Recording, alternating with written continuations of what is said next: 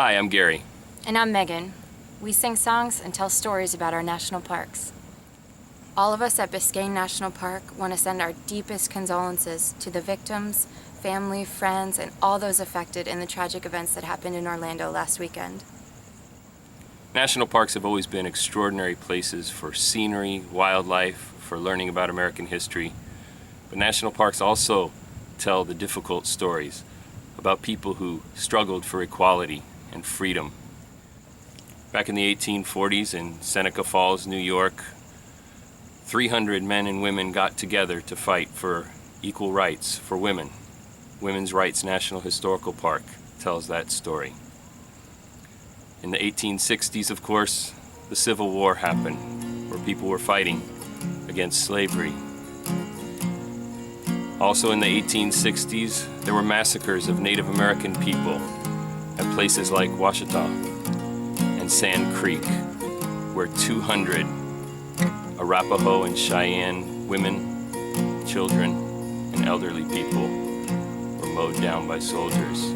But there were also those soldiers who refused to partake.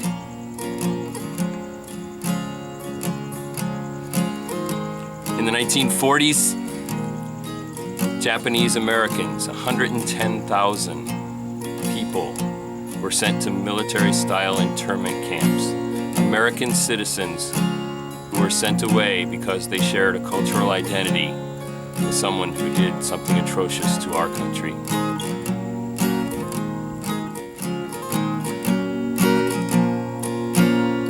In the 1960s, people fought for the right to vote in places like Selma, Alabama. A right they were denied because they couldn't answer simple questions like how many seeds are there in a watermelon? How many bubbles are there in a bar of soap? And if you couldn't answer questions as simple as that, surely you weren't smart enough to vote. People thought that was wrong, and they decided to march from Selma to Montgomery. The first time they tried, they were beaten back with nightsticks, beaten bloody on a bridge named for a former dragon of the Ku Klux Klan. When I visited Selma, I heard that story. I walked through the streets of Selma, and as we approached that bridge, I felt my heart quicken. I felt my breath get shallow. We went up the slope of that bridge, and I knew there was nothing on the other side that was going to hurt me. But I could feel history coursing out of the ground and into my very being. So people get ready, there's a train coming. Don't need no baggage, you just climb on board. All you need is faith to hear those diesels humming. Don't need no ticket, you just thank the Lord.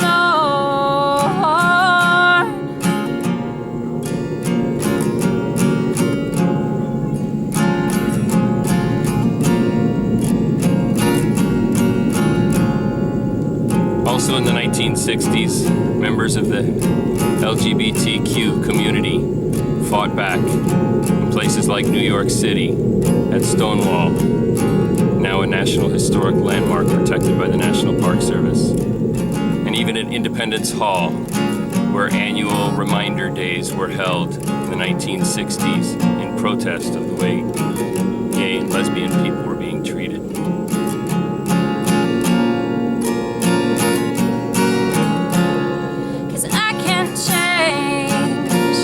Even if I tried, even if I wanted to,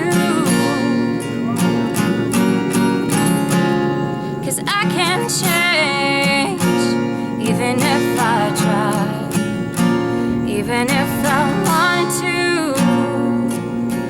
My love, my love, my love, she keeps me warm, she keeps me warm, she keeps me warm.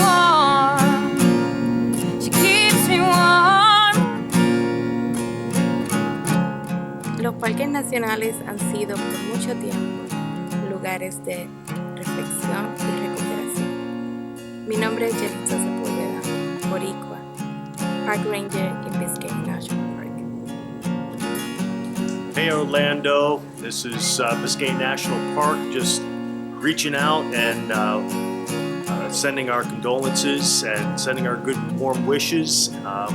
Parks are for recovery, parks are for contemplation, parks are for meditation. And Biscayne has some wonderful rocking chairs up here on the porch waiting for you. Take some time and come and reflect, enjoy the peace, the serenity, wherever you can find it. Hearts go out. Biscayne supports you. My thoughts and prayers and love goes out to everyone affected by what happened in Orlando. Just want to send positive thoughts to all the families in Orlando who lost loved ones, and I'm so sorry that this even had to happen in this world. Sending love and support from Biscayne National Park. Mandando amor y apoyo desde el Parque Nacional de Biscayne. 'Cause I can't change, even if I try, even if I want to. My love, 'cause I can't change, even if I try, even if I want to. My love, she keeps me warm, keeps me warm, she keeps me warm, she keeps me warm.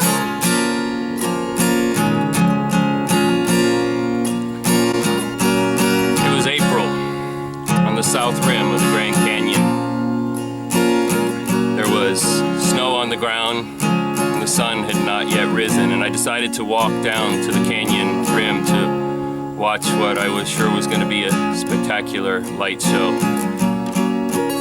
When I got there, there were a few people on the rim, so I went down the trail just a little bit to get away from them, and that's all it took.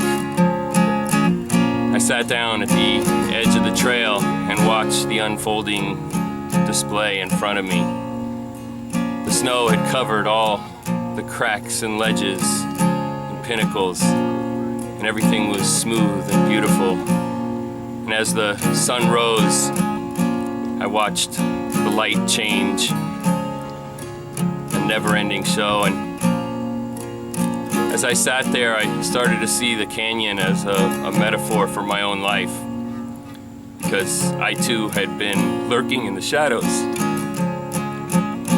for 32 years.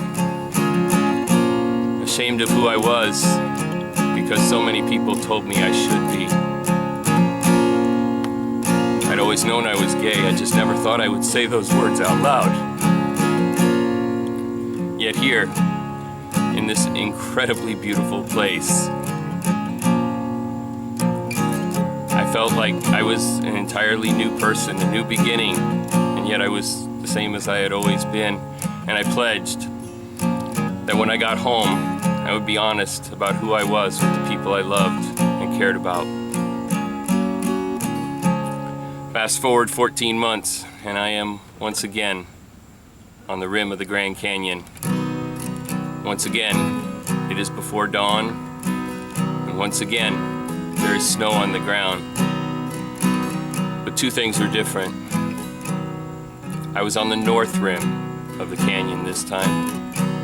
This time I wasn't alone. I led Roger down to the edge of the canyon for his first view of the place that had gotten me to this moment, this absolutely perfect moment in this absolutely perfect place. I took his hand and we sat and watched the sunrise together.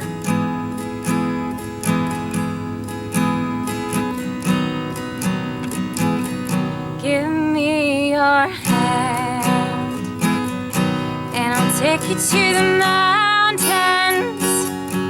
I'll take you to the rivers and to the sea. This is our land.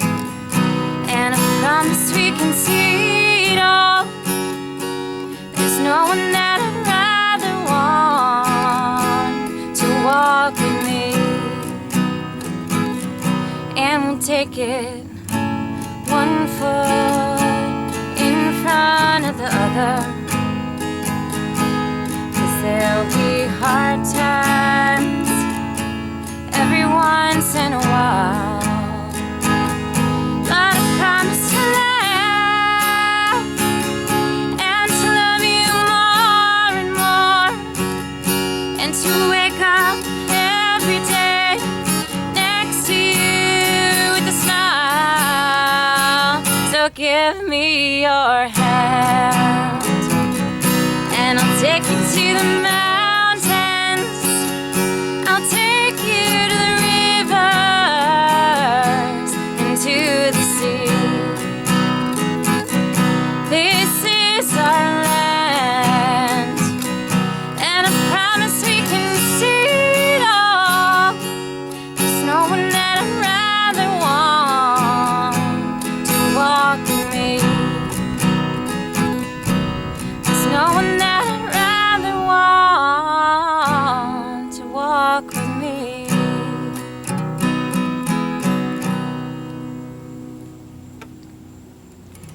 Megan and I get to meet a lot of people in our work here at Biscayne National Park. And last summer, I was working at the information desk when an older couple came in, and they were vibrant and full of life, and you just wish they were your grandparents. And they were asking so many questions about this place that I love, Biscayne National Park. And they were asking questions about places that most people don't ask about. And I sat there wondering, how do you know so much about the park? But I didn't say that out loud. And I noticed that she was carrying a newspaper that she kept looking down and referring to. And this newspaper was kind of old.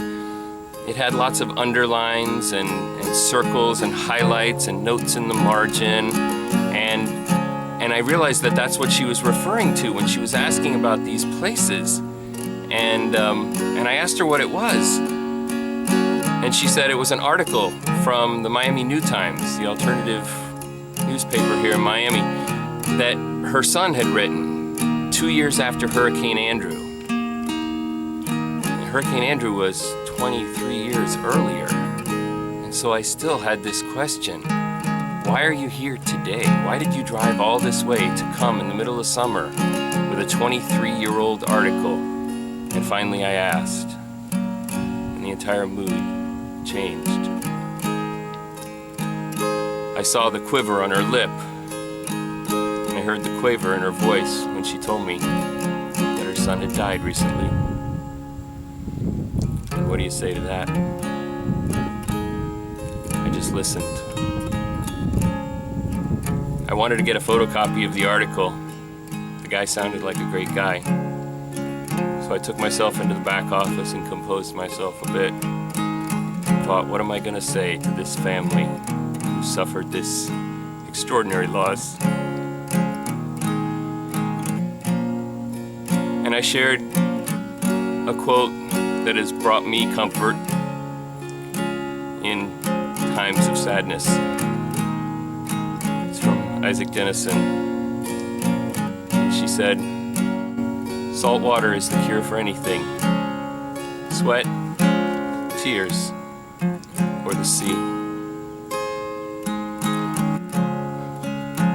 I find that people come to stare at the water whenever something is troubling them.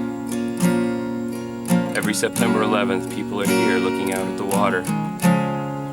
After the attacks in Paris, people are looking at the water. And it's the place I most wanted to be when I heard what happened in Orlando. What happened to my community. National parks are places of healing.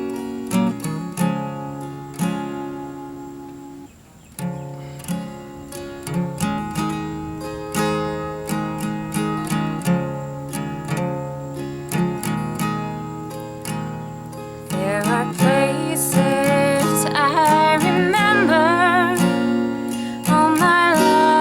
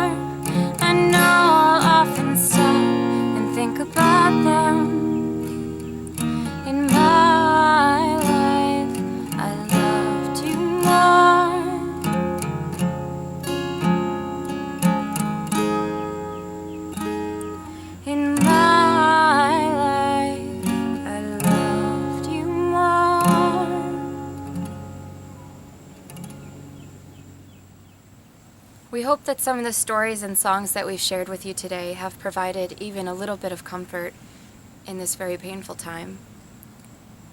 And we hope that you get out and use the national parks. They're places of healing like they have been for us.